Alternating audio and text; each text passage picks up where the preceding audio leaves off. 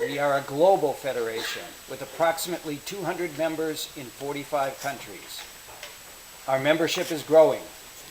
Some of the organizations participating in this session, in particular from Africa, from Asia, and from Latin America, will become IAF members during the coming year, and in so doing, join us in promoting space activities and space cooperation at the global level. During the past year, we have been particularly active in promoting the exchange of information on space programs.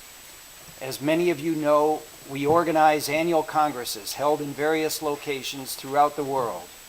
Our 59th International Astronautical Congress will take place in Glasgow, Scotland from 29 September to 3 October. We are also planning an International Astronautical Congress in Daejeon in the Republic of Korea in 2009 and in Prague in the Czech Republic in 2010. I encourage delegates from this committee to join us in September in Glasgow and in 2009 in Daejeon and in 2010 in Prague. The IAF is in the process of establishing an online archive of the papers presented during past International Astronautical Congresses.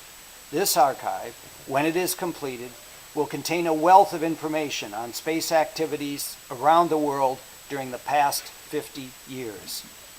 In addition, the Federation, with the support of the International Institute of Space Law, prepares the UN's annual report on space activities, a copy of which has been distributed to each of the delegations. We are also active in increasing public awareness of global space activities. On March 26, 2008, we held an international seminar in Paris that focused on recent space program achievements, including the launch of space station elements from Europe, Japan, and Canada, as well as initial results from Japan's Kaguya lunar mission and initial results from China's Chang'e lunar mission. This July 9th and 10th, the IAF will hold a symposium celebrating the 10th anniversary of the International Space Station program and looking ahead to the future of this international laboratory in low Earth orbit. This space station symposium will be held in UNESCO headquarters in Paris, France. Delegations interested in sending representatives are cordially invited to contact me or one of my Federation colleagues for an invitation. Looking ahead, the Federation is also making plans to hold an international conference on lunar exploration, which will take place in Beijing, China in June 2010. We are also active in promoting the use of space systems for human development. Each year, the Federation and the UN Outer Space Affairs Office organize a workshop on the use of space technology for sustainable development. This year's workshop will take place in Glasgow, Scotland, on 26 and 27 September. It will focus on the application of space technology to manage the potentially hazardous events around this planet. Delegations interested in participating in the workshop are invited to contact the Office of Outer Space Affairs Secretariat. Many of the Federation's technical committees also focus on matters relating to human development. With this in mind, the Federation has organized a special session to acquaint delegations with the work of these four of our technical committees, which will be held today at 1400 hours in this committee room. I cordially invite all delegations to participate in this, and I think in particular delegations from emerging space nations will find the presentations from these committees of great interest. We are also active in developing a highly motivated, international, knowledgeable workforce. When viewed from the perspective of human history, the exploration and utilization of space is a relatively new undertaking.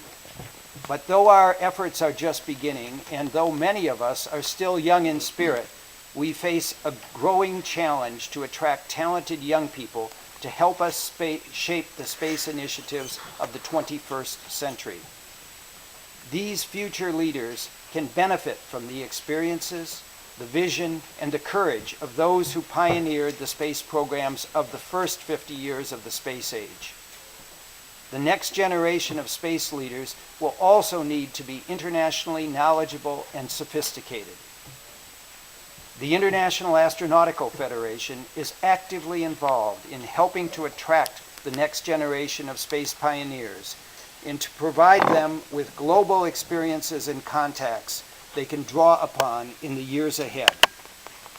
Our student and our young professional programs are increasingly active, not only during IAF meetings, but also through online events. During the coming year, the Federation hopes to expand its efforts in this regard and to focus in particular on stimulating interest in space among youth in emerging space nations.